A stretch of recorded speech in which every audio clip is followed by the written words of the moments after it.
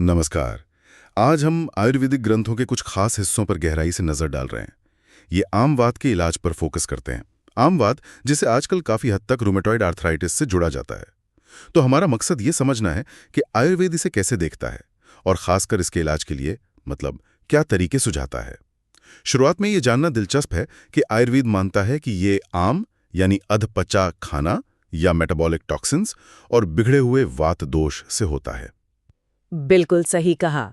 आयुर्वेद के ग्रंथों में यही मिलता है कि जब ये आम और प्रकुपित वात ये दोनों एक साथ मिल जाते हैं और शरीर में जोड़ों जैसी जगहों पर पहुंचते हैं तो वहां वो दर्द, सूजन, जकड़न ये सब लक्षण पैदा करते हैं। इसी स्थिति को आम वात कहा गया है। तो जाहिर है इलाज का जो मुख्य लक्ष्य है वो इसी आम को पचाना और वात को शांत करना है। अच्छा, तो इसके इलाज के लिए आयुर्वेद क्या दिशा निर्देश देता है? मतलब कोई खास रणनीति है? हाँ बिल्कुल। आचार्य चक्रपाणी जी का बताया हुआ एक पूरा चिकित्सा सूत्र है, एक व्यवस्थित तरीका। उसमें मुख्य रूप से 5 कदम बताए गए हैं। ये एक तरह का पूरा ट्रीटमेंट प्लान है। पहला है लंघन। लंघन यानी उपवास। हाँ, उपवास या फिर बहुत हल्का भोजन। ये खासकर तब जब रोग नया हो और दोष कम हो। इससे आम को पचने में मदद मिलती है। समझ गया। मतलब पहला कदम हुआ शरीर को हल्का करना, पाचन को सुधारना, और इसके बाद दूसरा कदम है स्वेदन यानी सिकाई। सिकाई। जी, इसमें भी अगर आम की अवस्था है मतलब रोग नया है तो रूक्ष स्वेदन जैसे गर्म रेत की पोटली से सेकना। और अगर स्थिति पुरानी हो गई है या वात ज्यादा बढ़ा हुआ है तो स्निग्ध स्वेदन मतलब औषधीय तेलों से सिकाई। अच्छा, अलग अलग तरह की सिकाई। और तीसरा कदम? तीसरा है दीपन पाचन मतलब ऐसी औषधियां देना जो भूख बढ़ाएं और जो बचा खुचा आम है उसे पचा दें। इसमें ज्यादातर कड़वी और तीखी स्वाद वाली दवाएं इस्तेमाल होती हैं। ये असल में पाचन की अग्नि को तेज करने जैसा है। ये तो हो गया आम पाचन। लेकिन अगर समस्या ज्यादा हो, दोष शरीर में ज्यादा फैले हों तब? हाँ, अगर दोष ज्यादा मात्रा में है तो फिर चौथा कदम आता है विरेचन। विरेचन मतलब जुलाब। जी, जुलाब के जरिए शरीर से इन बढ़े हुए दोषों को बाहर निकालना। स्रोत बताते हैं कि इससे सूजन, दर्द, भारीपन, यहाँ तक कि बुखार में भी आराम मिलता है।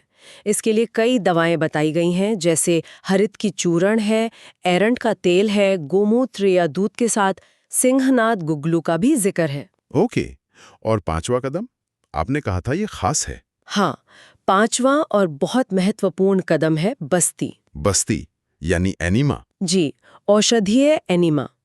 इसे आम वात की विशेष चिकित्सा माना गया है। इसमें स्थिति के अनुसार तेम की बस्ती अनुवासन या काढ़े की बस्ती निरूह दी जाती है।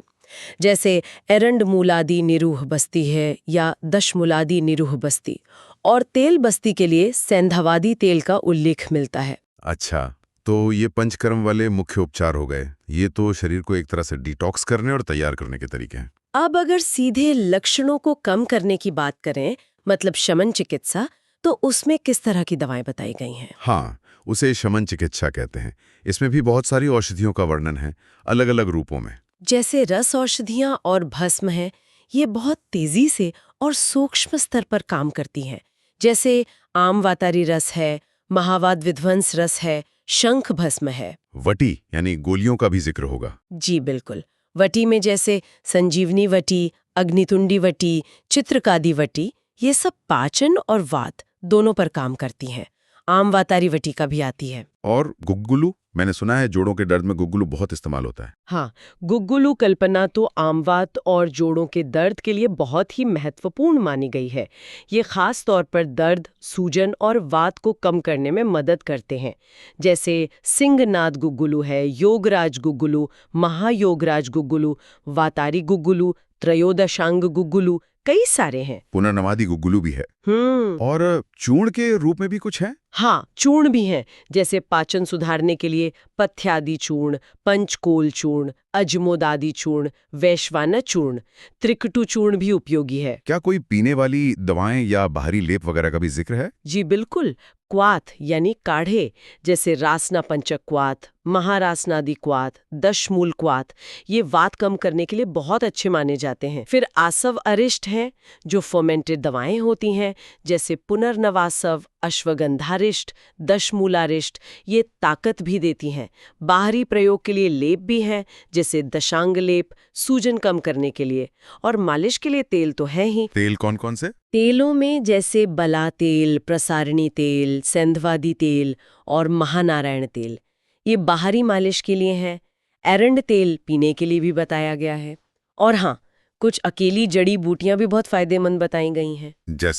जैसे सौंठ है, रासना, चोपचीनी, पुनर्नवा, कुचला, इसे बहुत सावधानी से इस्तेमाल करते हैं। अश्वगंधा, लहसुन, गिलोय, ये सब भी प्रयोग होती हैं। तो दवाओं की तो बहुत लंबी लिस्ट है। इनके साथ क्या खानपान की भी कोई खास भूमिका है? अरे बहुत ज्यादा।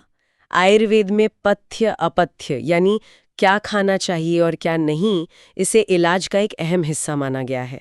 आप कह सकती हैं कि ये दवा जितना ही जरूरी है। अच्छा, तो क्या खाना फायदेमंद बताया गया? पथ्य में ऐसी चीजें हैं जो हल्की हों, आसानी से पचें, गर्म हों और आम न बनाएं। जैसे सौंठ है, लहसुन, परवल, करेला। जौ का इस्तेमाल अच्छा बताया है। छाछ पीना बहुत फायदेमंद है। गर्म पानी पीना। मूल सिद्धांत यही है कि खाना ऐसा हो जो आम को न बढ़ाए और वात को शांत करे। हल्का, सूखा, गरम, कड़वा और तीखा भोजन इसमें मदद करता है। और क्या चीजें हैं जिनसे परहेज करना चाहिए, मतलब अपथ्य? अपथ्य में वो सब चीजें हैं जो भारी हैं, पचने में मुश्किल हैं या वात और आम को बढ़ाती हैं। जैसे दही मना है, मछली, गुड़, दूध, उड़द की दाल। विरुद्ध भोजन मतलब जो चीजें साथ में नहीं खानी चाहिए, जैसे दूध और मछली। भारी खाना, ठंडा खाना, बासी खाना। इसके अलावा जीवन शैली का भी ध्यान रखना है। ठंडी हवा से बचना, दिन में सोना, रात में देर तक जागना, चिंता या शोक करना, ये सब भी आम वात को बढ़ा सकते हैं। तो कुल मिलाकर आयुर्वेद आम वात को सिर्फ जोड़ों की समस्या नहीं मानता, बल्कि इसे पाचन की गड़बड़ी, आम और वात दोष से जोड़कर देखता है। और इसका इलाज भी बड़ा व्यापक है, जिसमें शरीर की शुद्धि के लिए लंघन, स्वेदन, विरेचर, बस्ती जैसे तरीके हैं। फिर लक्षणों को शांत करने के लिए ढेरों औषधियां हैं, और साथ ही सही खानपान और जीवन शैली पर बहुत जोर है। बिल्कुल सही। ये एक पूरी तरह से होलिस्टिक अप्रोच है, जो सिर्फ लक्षणों को नहीं बल्कि बीमारी की जड़ पर काम करने की कोशिश करती है। हाँ, एक और बात, स्रोत रसायन चिकित्सा का भी जिक्र करते हैं, जैसे अश्वगंधा रसायन या अमृत भला तक। ये शरीर को ताकत देने और बीमारी से लड़ने की क्षमता बढ़ाने के लिए होती हैं, लेकिन इन्हें हमेशा वैद्य की सलाह से ही लेना चाहिए। निश्चित रूप से ये जानकारी उन लोगों के लिए काफी उपयोगी हो सकती है जो आम वात या रूमेटॉइड आर्थराइटिस को समझने और उसके प्रबंधन के लिए आयुर्वेद के नजरिए को जाना चाहते हैं। और इस पूरी चर्चा के बाद एक सोचने वाली बात ये भी है कि ये प्राचीन चिकित्सा प्रणाली जो पाचन और शारीरिक दोषों के संतुलन पर इतनी आधारित है, वो आज की आधुनिक चिकित्सा पद्धतियों के साथ, खासकर ऑटो इम्यून बीमारियों के जटिल मामलों में कैसे मिलकर काम कर सकती है। पर जैसा हमने कहा, कोई भी उपचार शुरू करने से पहले एक योग्य आयुर्वेदिक चिकित्सक से सलाह लेना सबसे ज्यादा जरूरी है। बिल्कुल।